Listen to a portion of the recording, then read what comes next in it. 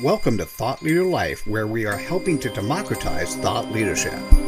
Join us each week where we interview a new thought leader about what it takes to become and maintain thought leadership in a number of different vertical markets. To learn more, check out www.thoughtleaderlife.com.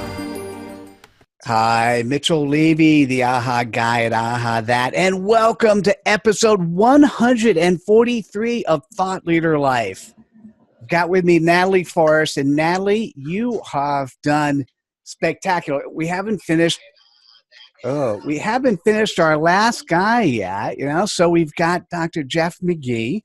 But so far I've looked at the guests and I've thought about them, and they've been amazing people. Thank you so much. Well, you know how it is, the people you surround yourself with, right? And some of them I was able to reconnect with because of this, because they're all thought leaders and they have been inspirations to me. Oh, that is so cool. And so I want to welcome our last, and the expectation, the bar is this high, and Jeff, based on looking at your profiles, based on what you're doing, based on the fact that on time for you is 10 minutes before the show starts, you're going to hit all the bars. Jeff Magee, human capital developer and publisher of Professional Performance Magazine. Welcome to the show.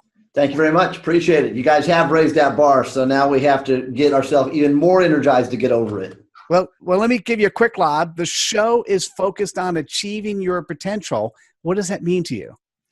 That's a great question, because a lot of times achieving our potential, we calibrate that against what we believe other people's expectations are, and that's the fastest way to actually fail. I think achieving your full potential really is based upon a lot of things. So again, whether we're looking at this at a younger mindset individual, K-12, or we're talking with someone who's in their adolescence, college age, or working adults like you, I, and probably a lot of the other viewers to this show today. So I would take my stab at it from a couple of angles. I think achieving your true potential starts with what's your intellectual property, what makes you unique, and what do you have, because our intellectual properties are kind of conditioned and calibrated at a very early age, and then those things that are of excitement and interest to us, we tend to pursue that and grow more intellectual powers around those. So I think achieving your potential is going to be, are you really pulling upon the depths of your intellectual property, and are you sharing that in a way that benefits others? And because we're a capitalist system, if you can monetize that, even better. I think that's one way. I think if you're achieving your potential at something, meaning you're doing something that is profound, that leaves a legacy, that if this was your last day on the planet, what's your body of work? Have you touched people? Have you touched humanity? Have you touched institutions in a way that you've left maps for others to be able to follow to raise their own level of performance and therefore their own potentials? I think that's another way of defining it. I think if individuals are contributing something meaningful, we're not pharaohs. So when you and I die, they're not building a tomb and throwing all your crap in there with you. So, really, it might be a materialistic world we live in today, but, when your number is called, it's all about credit is what I call it. So what's the credit you built up, and which direction are you going in your next life or afterlife? So that's a great question. I mean, are you living up to your full potential because of what you have, what you know, what you can share, how you can plus other people, how you make things better? And are you doing that in such a way that you're always challenging yourself to take yourself to the next level? Does anyone benchmark off of you, or do you benchmark off of the whole planet? If you're benchmarking off the whole planet, then shut up, sit down. You're not really contributing. Someone benchmarks off of you, now we have a conversation. So I could go on and on. That was only one question. Damn. Well, I love that you started out with expectations versus potential, because I think very often the expectations are actually what get us into this, this cycle of actually not achieving our potential. But you also mentioned in that first idea that expectations, potential, and you said, does it benefit others?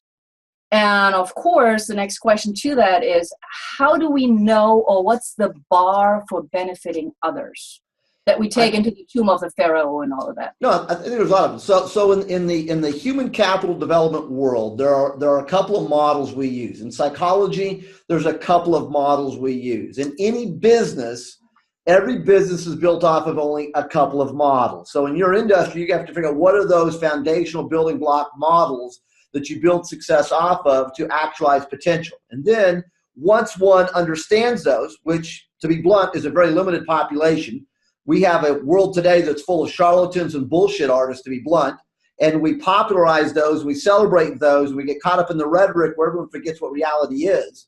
So once you understand the base models, then one way of knowing are we benefiting is, are we contributing to those models and taking those, advancing those, and making those better? That's one way. So one of the models we use in the world of HR and psychology, two places I play that have collided together, visualize a triangle.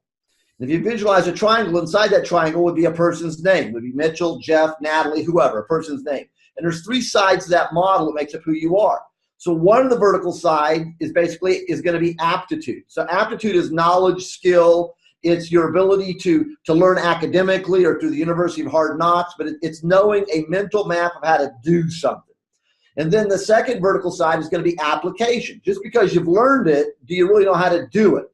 So there's the other one. There's a lot of people that have never signed the front of a check that want to give you all kinds of advice on how to run a business. And usually we elect into government and we try to figure out why government's screwing up business. I just gave you a clue because application have never done it. So application, again, we're little kids. We're taught how to tie our shoes. There's 2 strings on a shoe, only 2 strings, and there's only one way to tie your shoe. You might get creative when you're, 5 years of age or whatever, and you might add extra strings to it, and you might do extra loops and etc. and tie it around your ankle and up through your nose and out your ear, whatever. But eventually, application-wise, you're going to realize that's a whole lot of extra work, and it's stupid. Go back to 2 strings, basically tie the shoe. Application. So once you learn it, that's the aptitude. Then you have to know how to do it, application. And those two are always, you're finding ways to improve. So that's another answer to how you know you're benefiting. But all of that's predicated and sits on the foundation of the triangle, which is attitude. You don't have the right desire, passion, motivation, work ethic, integrity, attitude, then I can give you books all day long, but you're never going to read them. I mean, here's a classic book, Your Trajectory Code. It's a model that I've used for 30 years in business. Listening to one of the executives in one of my client firms one day, she's sharing with me a story about how she uses this. That's application. A model I taught her, aptitude, that she's had great success in business with, attitude. And she realized, I have 2 teenage sons and one's about to go off on the wrong trajectory. I looked at this model and realized there's a personal application. I sat down with my husband, explained the model. We thought it would make sense. We sat down with our 2 boys. We explained the model. As a family, we came up with answers because the trajectory code's a V diagram. Right. As a family, we came up with answers for letter C, one of the diagram arrows. We put that diagram on a piece of paper with a refrigerator and a magnet in the kitchen. It's changed every conversation in our house, and now all of our family's on the right trajectory for success, and I wanted to say thank you. There's attitude. So I just shared a story of how all 3 sides, whether it's in person, in business, for yourself, takes you. So how you benefit is by looking at those 3, and do you make an environment conducive where people want to be around you? That's attitude. We talk about culture and environments and your tribe and all these buzzwords that everyone thinks is cute today, and it's nothing new. Just slap a new word on it. But if people don't understand how to do something, there's your aptitude. If they don't know how to do it and get a chance to do it, whether we're mentoring or coaching or helping people, application. So we could go round and round on this triangle. But those are the 3 sides. So how you know you're benefiting is I would take it right to this base model. They don't have to get magical. So we had a preliminary discussion. I said, Jeff, listen, stories don't really work because you don't get aha messages out of stories. I think you're the first guy ever that I've actually heard a story that within that story you had 10 aha messages. So thank you. Dude, congratulations. I appreciate it. And that's what happens when your viewers tune into programs like this that highlight 3 real people in life with real resumes that have really done something instead of just trying to scam you to get money from you so you too can in essence become rich by scamming someone else. You pop the air bubbles on a lot of the hot air out there on the internet, and this internet thing collapses down to about 10 people left to talk. Yeah. Well, I'm not sure I'd go that far, but okay. Okay, 11. Now, I love, that I love your trajectory idea, and, I try to apply it. I have a little bit of a different question. That's because I know some of the way that you present things. I remember you talking about the rearview mirror. Could you tell us a little bit about that example of the rearview mirror? Love to. So for 30 years, this is a story that Natalie's referenced I would use on stages, whether it was 30 people or 30,000 people. at the beginning or ending of a keynote. And I've done this one for 30 years. So if anyone's ever heard of this from someone who's under the age of 60, then they've hijacked a variation from hearing this when I've either written it or said it. So thank you, Natalie.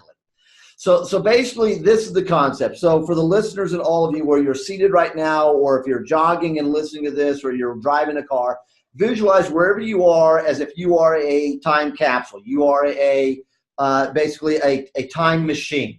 So wherever you are, that's present tense, to speak to Natalie's question, to set up this metaphor and story. So if you are a time machine, then looking in front of you, that's the windshield. Everything in front of you is this windshield of life, which represents future opportunities, what's out there. And if you think about any vehicle and you go into driving stationary mode, 2 hands on the wheel, well, if you take one hand off the wheel and you look at this windshield in front of you, there's a little item up here to the right-ish called the rear view mirror. It occupies a little bit of space in this windshield in front of you, and the windshield's everything in front of you that matters, and it's opportunities. And the rear view mirror is your reference point of what's behind you. Too late, it's gone, bye-bye. But most people in life, the reason they never achieve their potential is because they fixate a disproportionate amount of time on that rear view mirror, and they don't focus on the windshield in front of them. They always want to re-loop and bitch about something else. They want to complain about something. That was the money. I didn't want to stop you, but that was the money answer. Yes. You got it. Just to slow you down a little bit, so many people just focus on the past. Yes. Okay, good. Sorry. So, no, absolutely. You can interrupt me anytime you want, Mitchell. This is phenomenal, and I love hanging out with other successful people. So one hand's on the wheel. So what I ask people to do, back to Natalie's question, is, okay, what you want to do is you want to get a firm grip on that rear mirror. So imagine you're in a room with 30 people, 300 people, 3,000 people, 30,000 people, and everyone's standing and energized as I'm sharing the story from the stage, and everyone's reaching up and grabbing their rear view mirror off of their windshield of life, and I say, on 3, rip it off and throw it out the window. And then 1, 2, 3, everyone rips it, toss it out the window, and then a little bit of a joke line. I go, hey, wait a minute, I never told you to roll down the window, so if you didn't roll down the window, then I guess it popped right back at you. Of course, if anyone had to crank the window down, then we need to get you a new job so you can get your paycheck back up. So a little bit of laughter and fun, but then I bring people back to the focus. So now we still have an outside rear view mirror, so we're going to keep that one, because you do occasionally need to look in the rear for memories, reference points, benchmark, lessons learned. But in front of you should only be the windshield of life, so you see the opportunities, which goes back to your previous 2 questions. If I know what I can actualize, if I know what my potential is because of my aptitude, knowledge, and skill set, and my application, things I've done and learned and been coached to do, and I have an attitude and work ethic to do those things, then I can see tons of opportunities in front of me, which are those aha moments. Anyone that understands the theme of this show, Thought Leader Life Show, and understands the theme of basically achieving your potential, or again, the things I talk about in Performance Magazine or Trajectory Code, you can get knocked down, but the aha is getting knocked down is an unexpected temporary vacation. Sit there for a second, take a deep breath, enjoy the view from down below, then stand up and move forward, because most everyone never stands up and move forward. They stand up and turn to go do something else when they were one step away from success, because we created a culture where what we actually celebrate, and it's going to piss some people off, but we celebrate losers. There should never be an award for second place or third place, because no one's going to remember who won in essence silver and bronze. If you only win gold, that's it. So actualizing your potential, achieving your potential, is the gold medal mentality. And everyone can achieve gold medal if you know what your potential is and you're willing to do the work to get there. The problem is we have too many people that are used to things being handed to them by the government, by their mommies and daddies, by society, the neighbors, the church, businesses, etc. And very few people can really get off their butt and work. That's the cancer that kills aha moments. And I want to add something to that story, because I love that story. Nowadays, most people put a GPS somewhere on that windshield as well. So what do you do with that GPS, that map that is supposed to get you? Is that your triangle? Is that something that society gives us? What is that GPS? Is that helping us achieve the potential, or is it holding us back as well? Great question. If you use systems, processes, procedures, technology, if you utilize and interact with people around you to accelerate your success so you can achieve greater potential, then GPSs, as a metaphor, as a concept, are perfect and we should use them. Problem: if you use a GPS as a crutch to just get to minimum effort, not only are you not achieving your potential, we should have a special spaceship at NASA where we can put you in the payload and eject you from the planet because your work is pathetic and you're not contributing to the planet. Dude, I love There's you. your problem. Natalie set that up. She knew I was going to go there. So if I've offended any of your listeners, that's okay because they're pathetic. No shrink gives you the tough love that you need. Now, if I've not made you mad, but I've got you thinking, that's why I say some of the things the way I say them, because I'm trying to get you to start moving forward. Potential is what's within you. Actualizing it is where the greatness comes from. And sitting there thinking about what I could have done, should have done, wished I would have done doesn't help anyone. And then that goes back to that's a clue, you're not benefiting anyone when you realize all the things you could have done. Monday morning quarterback should not exist in your universe. So first GPS is anything that can accelerate your greatness. That's the GPS. AHA. Benchmarking off of other people's greatnesses so you can add to it and get to the next level. That's an AHA. Again, who's the best at what you want to do? And think of that name as your benchmark. There's another AHA. Would they do this? Would they say this? Would they go here? Because if those are no's, then you shouldn't be doing it. Would they do it? Yes. How do I do it better? With my potential that they don't have. There's only one unique you on the planet that God put here, and that is you. To leave this planet and not having contributed is a waste of everyone and everything that you just were given. So the ahas are, what am I doing every second? It's exhausting. Of every minute. It's exhausting. Of every hour. It's exhausting. Of every day. It's exhausting of your life because no one has proof that when I get done talking, there's no proof I'm going to be alive or drop dead of a heart attack. So I want to make sure the things I do are pluses and not negatives. And if there's anything about what frustrates me the most is sometimes I put myself in places where I'm not able to actualize my potential because of, and fill in the blank with lots of reasons that I have to eliminate. Am I speaking to your questions? Can I follow back up on that? Because part of what we also want to address is what limits our potential sometimes because of, let's say, necessity. Okay. So you just mentioned sometimes you find yourself in situations where you go, oh my God, why am I even here? And, and I think we've all had that. But are there sometimes situations where actualizing your greatness is actually slowed down because, for example, you have to pay your bills, you have to go to a job or anything of that sort? Great question. So, shameless commercial. Exactly. So there's 15 chapters in a book, 15 things we talk about, and you know the book, you've been to the program, but one of them is a concept called the fist factor. Fist is where do you get your internal mental power, strength, and energy from, so we use a fist because there's, again, a good reference point. 5 fingers on your finger, on your hand. What we recognize in psychology is there's 5 life forces that influence who you are. So you have a life coach who doesn't talk about these 5 life forces. You need to demand your money back and hang up the phone because an idiot just got some certification and they call himself a coach when they have no clue what it is they're saying. So those 5 life forces are the direct answer to your question of what limits us. Number one, the number one limiting factor to actualizing and achieving your potential is yourself. Now, that's a whole nother conversation. By recognizing that fist factor, so buy the book, read the chapter, that will tell you what influences yourself, and you can unbundle things. So, for example, kindergarten. One of the life influence forces on me was my first grade teacher. Her name was Mrs. Murphy. So this is the real Mrs. Murphy, the Murphy's Law. Well, I spent 2 years with Mrs. Murphy. So that took me a long time to realize if you spent 2 years with your first grade teacher. You in kindergarten held back, and that's why you had 2 years? So. There you go. So it took me a long time to figure that out. I'm slow on math. Okay. But see, that's one of Natalie's answers because I'm not smart enough to go to 2nd grade. They knew that. Jeffrey, you're stupid. You're staying here 2 years. Now, they might have said it differently to me, but that was the conversation I had with my parents. My parents were smart enough to realize, you're right, Jeff's not bright enough to go to 2nd grade. So let's hold him back so he can get calibrated to be successful. So that was Mrs. Murphy Law. She did it in such a constructive way. I didn't really process I was being held back until later in life. The problem that parents and schools do today is your kid's dumb. I'm sorry, call it like it is. But we don't hold the kid back. We push him to the next grade level. And then mid-year, we're all wondering why that kid has behavioral problems and acting up. This is too easy to figure out if we didn't have so many ignoramuses on the planet. The reason your kid's acting up is because they're deflecting attention away from the fact that they're stupid. So that's why they do these other things, because no one's made it easy for them to say, I have no clue. Wow, let me help you then. And parents have abdicated being parents today. In the 60s and 70s, when we actually graduated people with a brain, We had parents involved in schools, parent conferences, every parent showed up. You had, in essence, activities during the year, parents were involved. You had homeroom moms and dads and parties and et cetera. Parents were involved. When you came home from school, within 3 questions, guaranteed every parent would ask a kid when they walked in the door tonight, one of the first 3 questions would be, do you have any homework?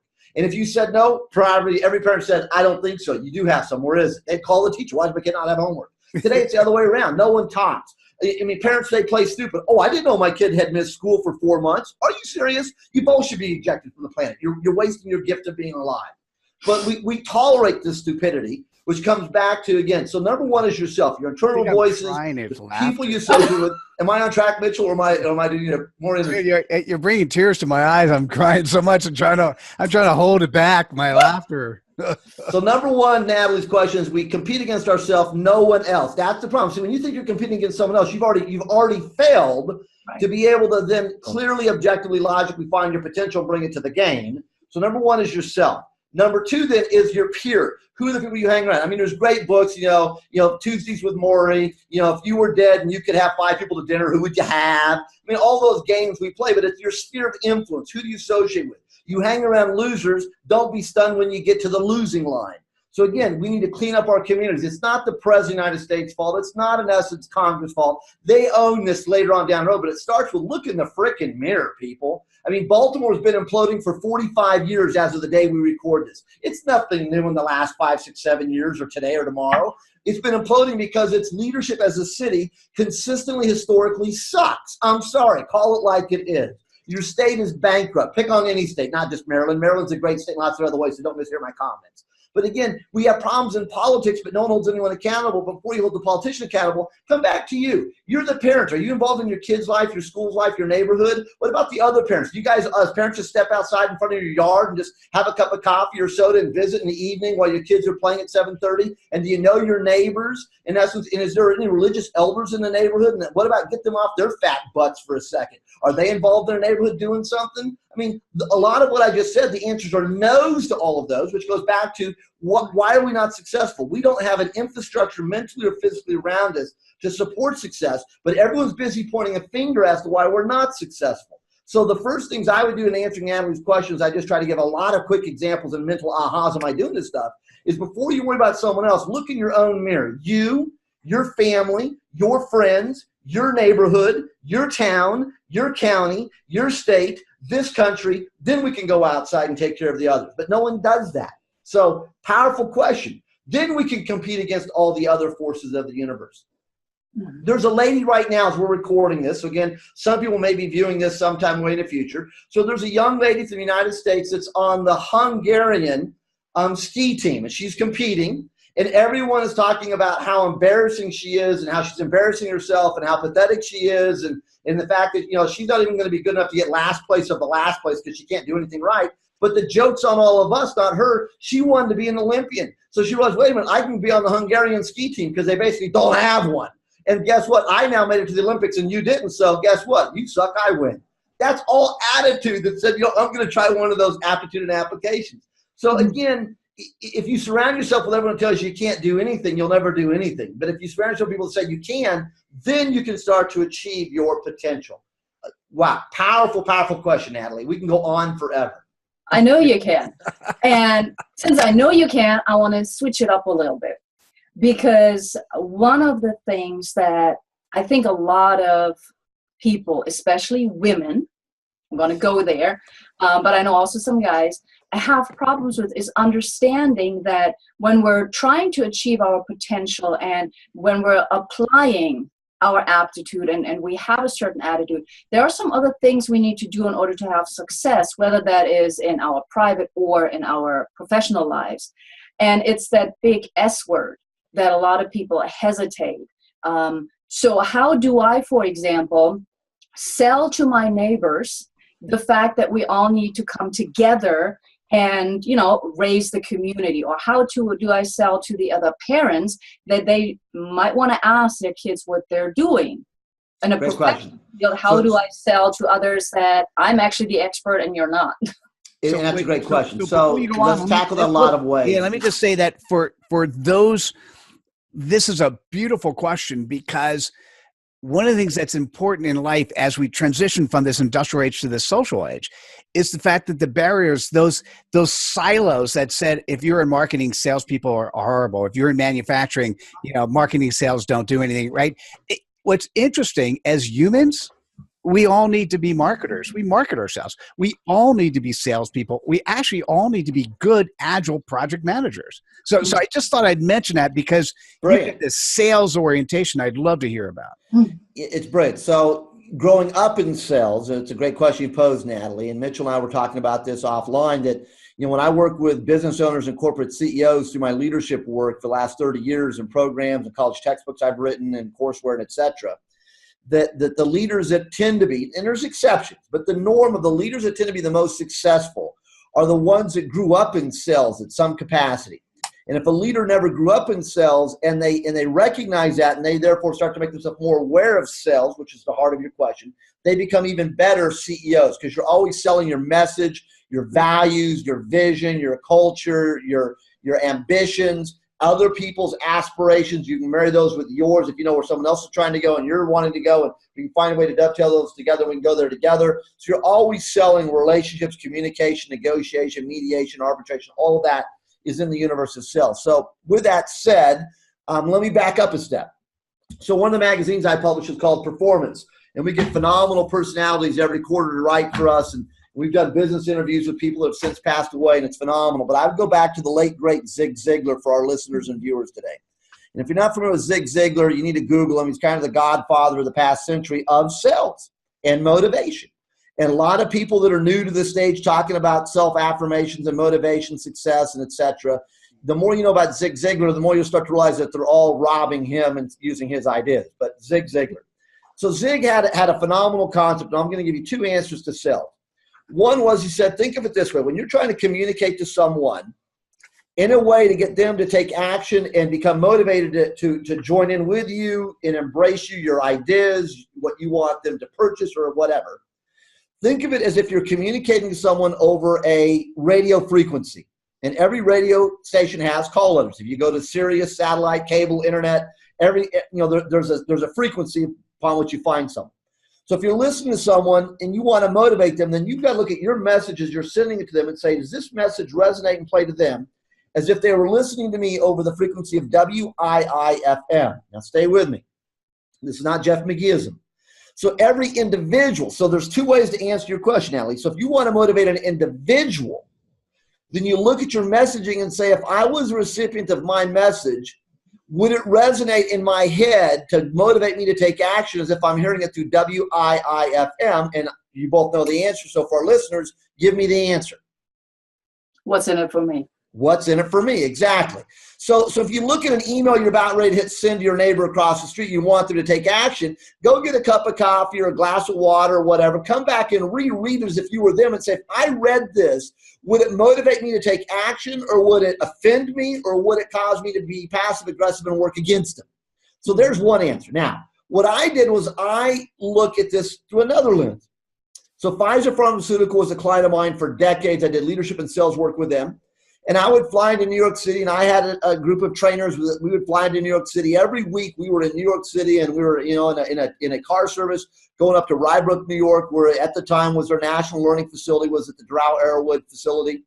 And I remember after 9/11, because I was in New York City working with Pfizer on 9/11 when the World Trade Towers were attacked. And I remember that experience and going into shrink mode and in professional mode. And it took me days to get a flight to get out of there to get back to the Midwest where I lived. Well, for months after 9/11, I'd fly in LaGuardia, and I would do basically the 45-minute drive up to Rye Brook, and I would stop counting at 1,000, because literally as fast as I could count to 1,000 was how many flags, American flags, I could see all over the place. But what was interesting, in less than 1 year after 9/11, I'd fly into LaGuardia, I'd get in the town car service, and I could not even count to 100. The number of flags I would see between LaGuardia. See, people's attention spans are very short. When it's not fashionable to do something, we give up, which goes back to actualizing and achieving your potential. People that achieve potential do the hard work when no one else is around and when no one else is willing to do it. They do a lot of hard work. The problem we have in our society today is that there's a long line of people envious of what someone else has. But I'm yet to see the line of people envious of the hard work it took to get there. There's your next aha, Mitchell. Mm-hmm. So that's the difference. So back to Zig Ziglar. So there's 2 radio stations if I want to motivate my neighbors and others to buy into something. So one is Zig Ziglar's WIIFM, which deals with individuals. So what I recognized about LaGuardia and the American flag and New York City, Ground Zero, etc., is that there's actually a second frequency by which we listen and we're motivated to do things. And so the second call letters are WIIFU. Now stay with me so you don't misinterpret this one. So if individuals are motivated by WIIFM, what's in it for me, then the other way you can look at how you communicate to others or your neighbors, back to your question, or the emails or the conversations or the social media, etc., is what's in it for us. When people see a what's in it for us, they'll come together. When they see a what's in it for me, they'll come together. At the time we're recording this, I'm going to do what I don't normally do, which I always try to keep my conversations very evergreen so they last forever. So I'm going to violate that rule and go specific. So at the time of this recording, we've just had another horrific mass shooting in the public schools in the United States. And these young kids, of which the majority of which are not old enough to vote, actually are on the tipping point of doing something that no adults have been able to do for the last 50 years if they stay focused. And that's this. See, the reason that a lot of things don't happen on any topic, and I am not anti-gun, so don't mishear us. I grew up on a farm. I believe in guns, smart use of guns, gun safety, gun management. I don't think someone needs to have a freaking Gatling gun in the back of their truck. You know, a little common sense would be good here, folks. I don't own a gun, but I don't want anyone else legally to not have one. So with that said, what's happened is that there's a lobbying group in D.C. for every topic, not just the NRA, folks. And lobbyists, they own these congressmen and senators because they have played into their court because these congressmen think only old people vote, and therefore they're afraid of violating a lobbyist who has a bunch of money. And here's the game that these young kids have. These kids, a lot of them can't vote, and they're being misunderstood for a second. Because if they do start to get a whole bunch of other 17-year-olds mobilized, back to actualizing your potential, they're going to be able to mobilize their parents differently than anyone else has talked to their parents. There's a WIIFM and FU, double frequency. And that's going to motivate all of these people to say, I'm not going to worry about the president because the president can't do crap anyway. We just had 8 years of Obama and a democratically held Congress, folks, on this topic. They did nothing. So if you want to deal with the issue, you do it at the state level. These kids are smart in Florida. Where did they just bust to this week as we're recording this? To their state capital, where they all were actually civilized, where a lot of times adults could take a little lessons from these high school kids, although they weren't maybe dressed as best as I would like them to as adults. Adults sometimes yell and make an ass out of themselves. These kids were polite. They were respectful. They had a cogent conversation and communication signal. And so people are listening to that. You mobilize kids across the United States to go to their state leaders who can pass laws, and you're going to see a whole lot of things change. The reason it's never changes is because everyone is fixated on D.C., and that's the last place the conversation should be. So I just gave you multiple ahas. If you want to create change, it has to be FM and FU. If you want to create change, you have to go to the right audience in the right place. You have to give them a reason to want to listen to you, and you need to be civil in the discourse with an action plan to move forward. That's how you can start to actualize potentials in everybody. Oh, you civil with yourself. Oh, hey, so Natalie, we actually have hit our end. Oh, yes. Okay, I know. Can you believe it? No, I can't. I can't. I hope it was worth everyone's time. No. So, oh my God, Jeff, you were awesome. So, but here's what we do. Natalie, I'm going to ask you if you could do a summary of what you heard and how people could reach out to you. Jeff, what I'm going to ask you after Natalie's done is what question we should have asked you that we didn't. So this is you get a little bit of time to thinking about, God, what should I have really said?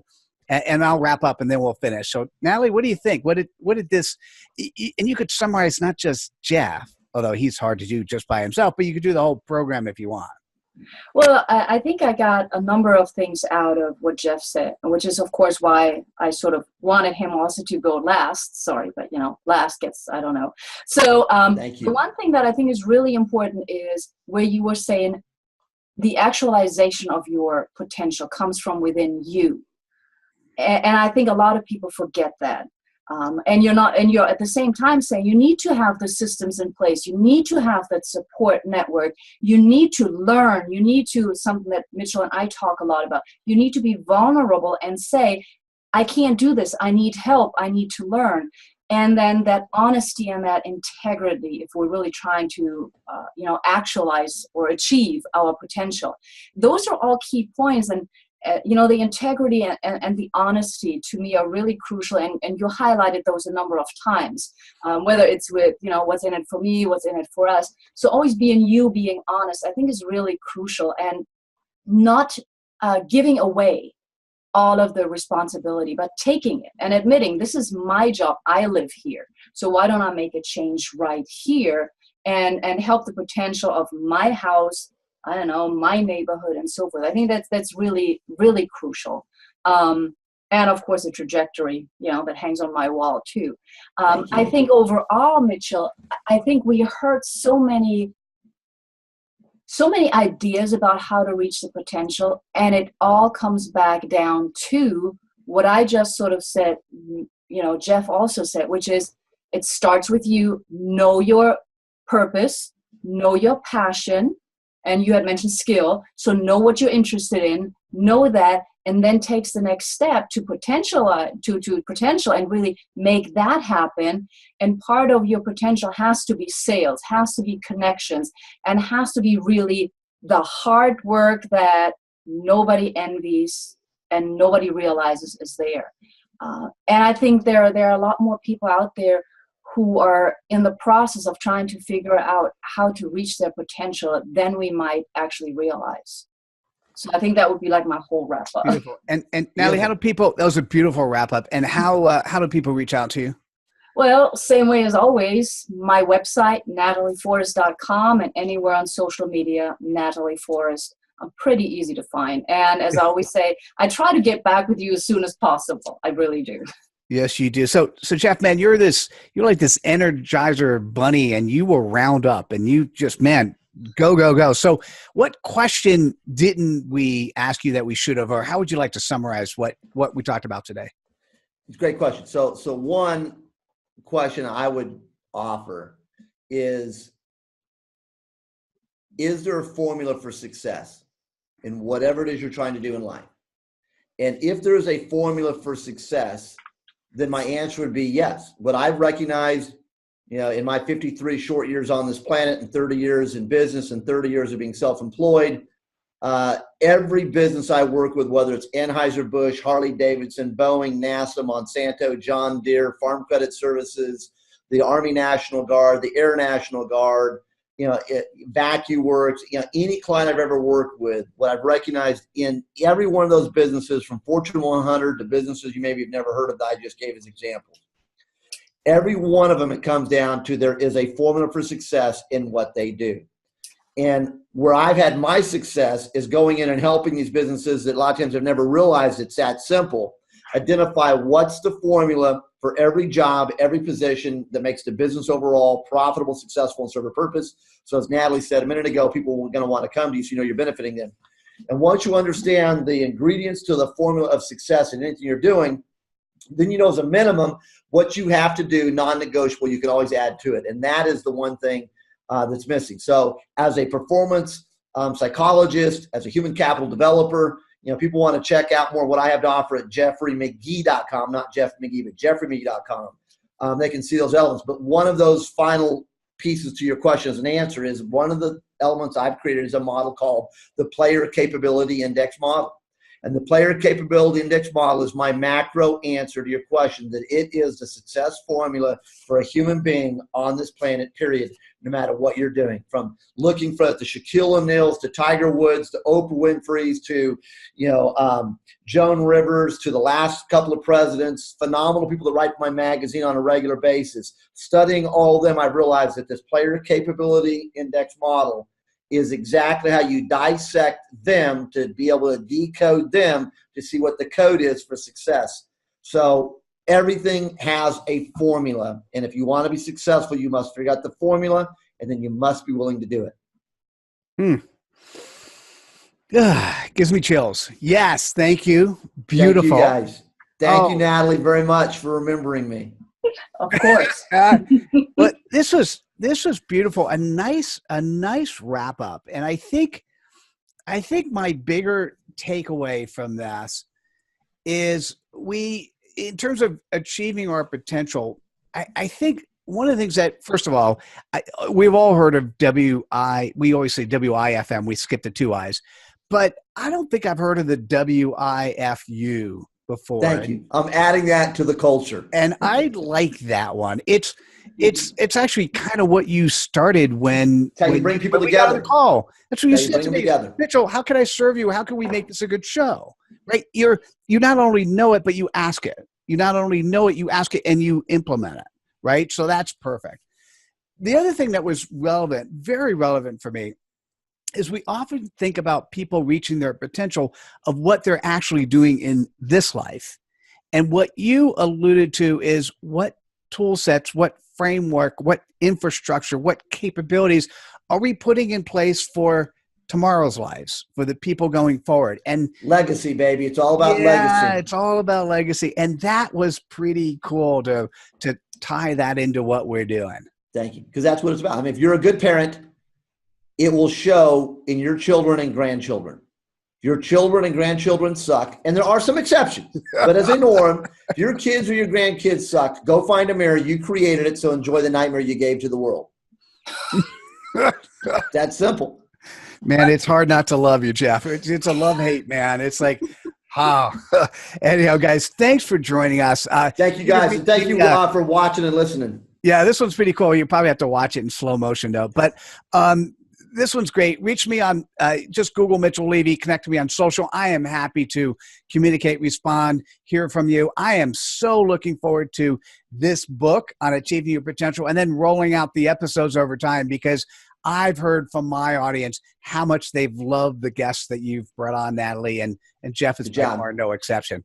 Thank you. So, hey, guys, thank you so much. Thanks for joining us. We'll see you at the next episode of Thought Leader Life.